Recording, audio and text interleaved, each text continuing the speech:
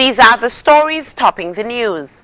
Prime Minister Douglas extends independence greetings to Trinidad and Tobago.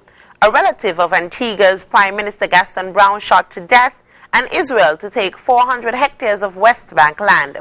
Good afternoon and welcome to ZIZ's Midday Newscast for Tuesday, September 2nd, 2014. I am JD Keynes. Now for a look at the news in detail. The Federation's Prime Minister, the Right Honorable Dr. Denzil Douglas, has told his Trinidad and Tobago counterpart, the Honorable Kamala Prasad Bisesa, that country's 52nd anniversary of independence allows for a time of reflection on and the celebration of the heritage and accomplishments of the Twin Island Republic, as well as for the renewing and carving out of visions for the future. During his message, Prime Minister Douglas also said the Republic's contribution to the peace and security of the region is critical, noting that Prasad Bisesa had advocated for the establishment of the International Criminal Court, ICC, and demonstrated astute leadership during the negotiations of the Arms Trade Treaty, ATT. Your continued contributions to the CARICOM Implementation Agency and for crime and security impacts is commendable, Dr. Douglas explained. Deputy Leader of the National Integrity Party, NIP Roy Fleming, is expressing displeasure in the operations of the Team Unity Coalition. Fleming, who was Tuesday morning's guest on Good Morning St. Kitts and Nevis, told listeners that the tripartite group was filled with hypocrisy. They cannot criticize their own colleagues or colleague. And that is why persons continue to meet myself and my colleagues of the National Integrity Party. They continue to meet us in the public domain, on the streets, and they're saying to us that you guys are the real opposition in the country. And we are wishing and we are hoping that you guys can expand and become the party of integrity that we know you are. The Team Unity Coalition is made up of representatives from the St. Kitts-based People's Action Movement, PAM, and People's Labour Party, PLP, and the Concerned Citizens Movement, CCM on Nevis. Fleming is of the view that the St. Kitts political parties should do more than criticize the Denzil Douglas-led administration for what they describe as wrongdoing. He says they should chastise the CCM-led Nevis Island administration when it engages in displeasing behavior. The opposition parties cannot blame the government for alleged wrongdoing, and then when it happens within their ranks, they do not have the facts and they fail to speak out against it because they do not want to offend each other. And if they are behaving like that in opposition, if they were to get into government, it will be the same modus operandi. That was Deputy Leader of the National Integrity Party, Roy Fleming.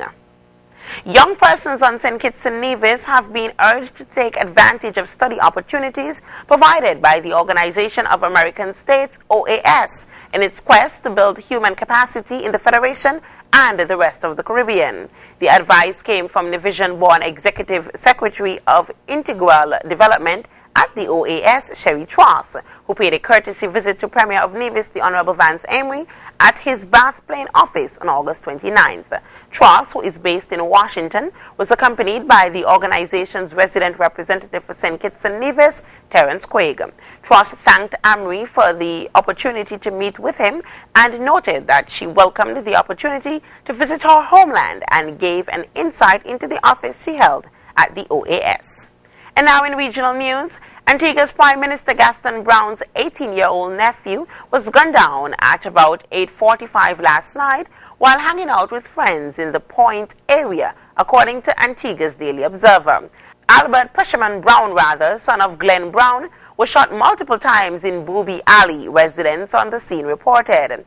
The dead teen's father said his son, who is the 10th person killed so far this year, went to the area about an hour before being shot to death. He said his son was shot in the chest and he had no idea who did it or why. Officials from the United Arab Emirates organization Dubai Trade visited the Dominican Republic this week. The delegation was led by Dubai Trade CEO Mahmoud Al-Bastaki. The organization is a trade facilitation entity aimed at promoting the Emirate as a major trade and logistics hub. It is a subsidiary of Dubai World. The group's delegation met on Monday with Dominican Republic President Danilo Medina, discussing the country's potential as a major logistics center in the Caribbean region, according to a statement from the National Palace. Medina was joined at the meeting by Minister of Presidency Gustavo Montalvo and other Dominican officials. The opening of new science and technology labs at the National Agriculture Research and Extension Institute in Guyana promises to revolutionize the agricultural sector. We hear more in this report. The National Agricultural Research and Extension Institute, NARI, has opened tissue culture and biotechnology laboratories, making good on President Donald Ramotar's call for the use of more science and technology within the agri-sector as a way of changing the old perception of farming as a job for the uneducated and unskilled. The practice of tissue culture is used to grow exact copies of plants that produce needed flowers, fruits, or plants that have other desirable traits. Significantly, the plants produced are said to be disease-free. The tissue culture lab will allow NARI to increase the amount of plantlets to farmers from 50,000 to 200,000 a year.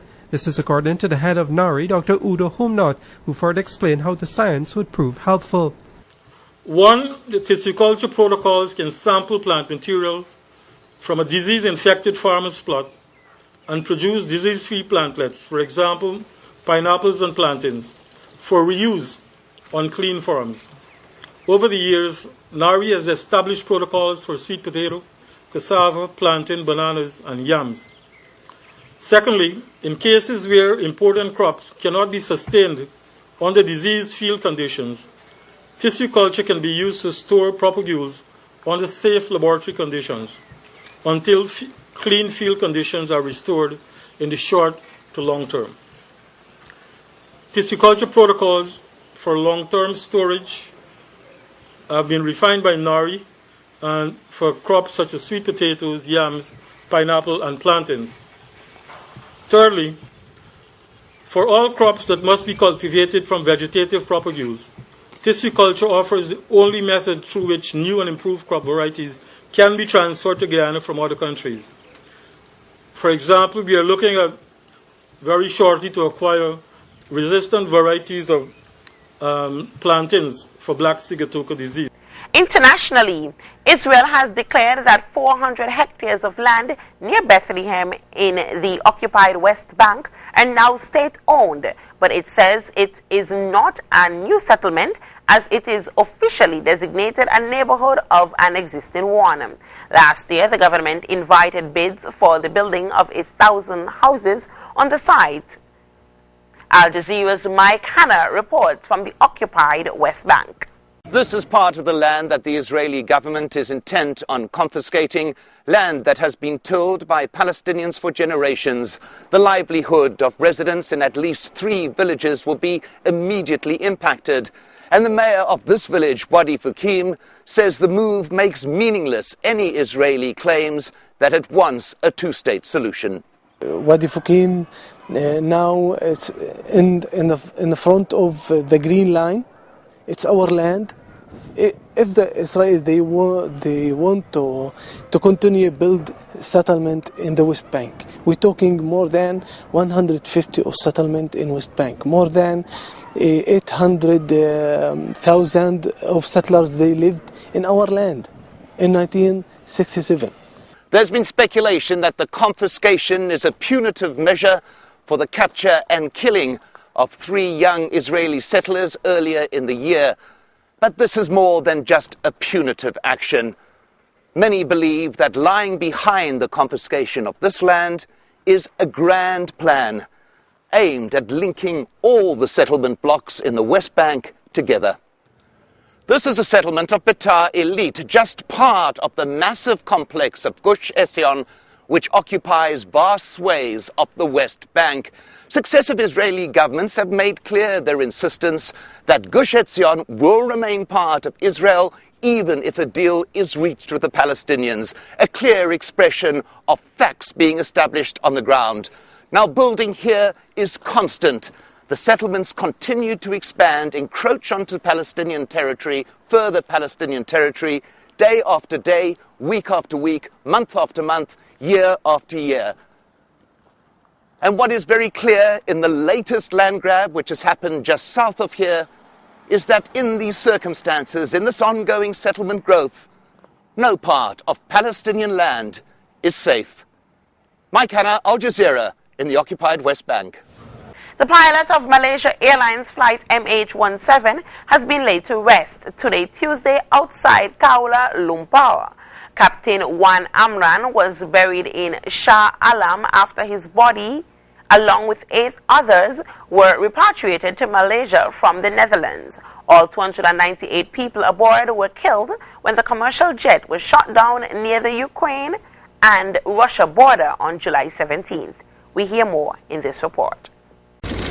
Pilots in their Malaysia Airlines uniforms lined up to pay their respects Tuesday to Captain Eugene Chu Jin Leong.